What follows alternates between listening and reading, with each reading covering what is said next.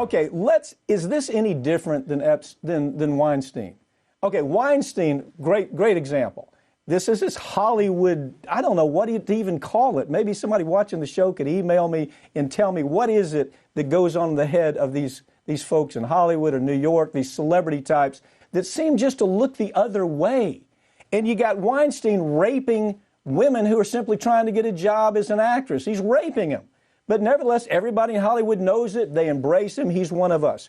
Okay, this story, what I find most interesting, this story could have been told by Graydon Carter with Vanity Fair. Yep. Now, this is a really ugly story to me, and I don't know why this is not talked about more. Graydon Carter was the editor of Vanity Fair. All right, Farmer, one of the girls who's been raped, she's been hustled all over between the island to New Mexico. She's actually been held captive in one of the homes that Epstein owns. She's captive there with Epstein and Maxwell, and she's raped repeatedly, according to Farmer.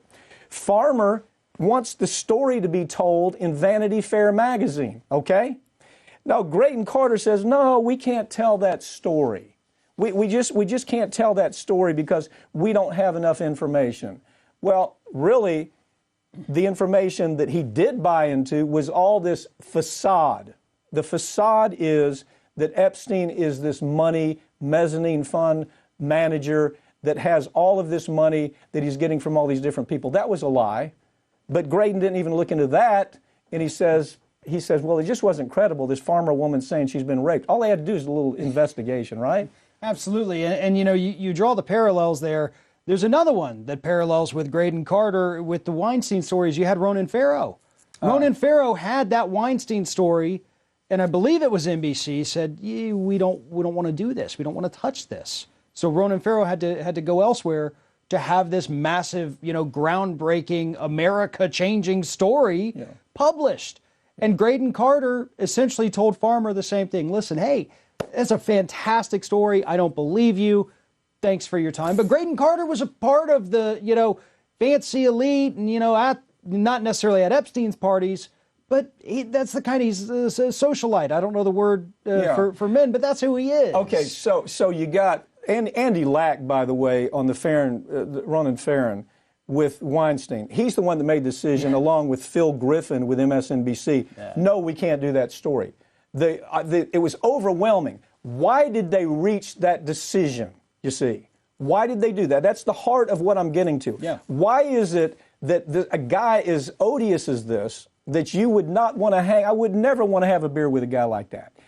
But you want to embrace him. Understand, there's stories that talk about that even after the event that took place down in South Florida, he's in Hollywood at first-run premiere movies that people that have been in the business for decades can't even get into the movie.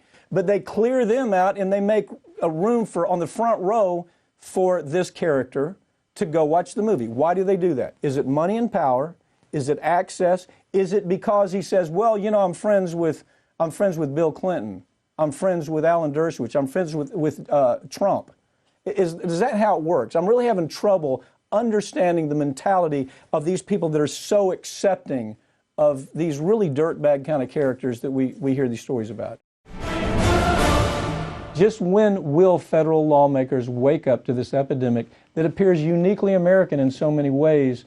Legal journalist Molly Barrows joins me now to talk about it. Molly, what comes to my mind about this story is everybody's talking about legislation, but coming from where I do is a trial lawyer, the thing that's the ugliest thing about this is the immunity that the Congress has given to the gun administration, to the NRA. Yes. So it's immunity. They say we can, you can be negligent, you can set out to create a defective product, you might have a safer design, and you should use. It doesn't make any difference what you say. You can't sue them unless you show that they intentionally set out to have this product built in such a way to kill people. Now, I think we're getting there, but tell us about that a little bit. Well, I think it's interesting. I keep thinking about that phrase as I was researching this law about, how they like to say guns don't kill people, people kill people. But I'm like, well, guns make a lot of money for people, especially if you're in the NRA.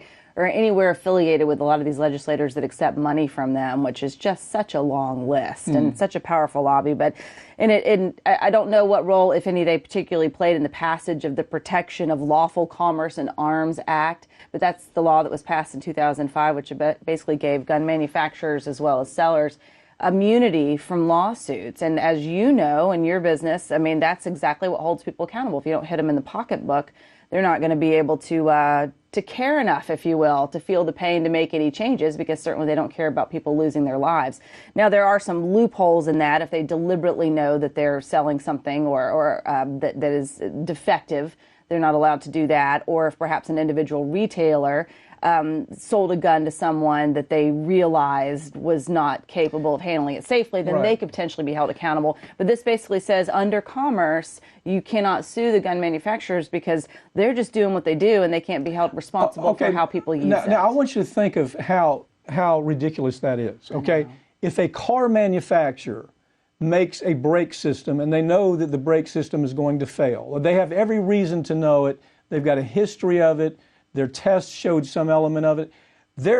We should be able to sue a gun manufacturer the same way. We know, for example, that we had to build a safer car where the brake system worked. Right. And we know that we can build a safer gun that is something that the industry understands that there's all kinds of ways to make even a safer AR-15 where it comes at being a killing implement. But they won't do it because they don't have to do it. And the only way you shut them down is to sue them. You have to take their grubby little money away from them. That's right. And right now, Congress has said in 2005, we can't do that. The reason we know it, as you know, Perry White's a friend of mine, brought the lawsuit up in New York. As soon as he brought the lawsuit, Congress started saying, hey, how can we stop the lawsuit? And they actually passed this legislation. I call it the Perry White's legislation because it was his lawsuit that was actually causing the gun administration so much, the gun business so much problem. And it's interesting that you could put a face to that because that's what it said. There were a series of successful lawsuits in the 1990s, and they were holding these gun manufacturers and retailers accountable for the deaths that they were experiencing. Right. Because do we really need military-style magazines available to the public? Right. How many deer can you kill in one go if it really is about hunting? But that's not what they're being used for. And you're exactly right. They were successful in their lawsuits against these manufacturers, and by golly, they weren't going to stand for it. Now, there have been some challenges to this law, but none have been very successful. Your various courts have basically shot them down. Most recently, Sandy Hook parents tried to sue over the Remington, and that initially it was dismissed, and now it's found footing again. It's being allowed to move forward. So perhaps we'll see in the wake of some of these other tremendously tragic incidents that maybe there will be some opportunity. But New York, the state of New York, I thought was interesting, tried to do it under basically saying that it was, what's the word that I'm looking for, but that it's a nuisance. That was it. It was a public nuisance. Yes. But that was shot down. Well, that's right. Here's the problem. Right now, the court system is so afraid to get involved in this because of this legislation that, oh, by the way, let me point this out.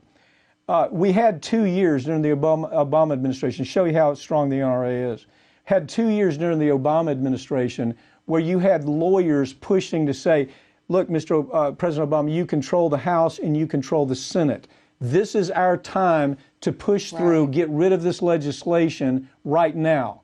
And you know what? You would have thought the Democrats would have done it. They didn't do it because they take money just like the Republicans do. That's right. So the only way to stop this is to deal with this with a gun the same way that we do any other element that's manufactured, whether it's a car, whether it's an airplane, whether it's a boat.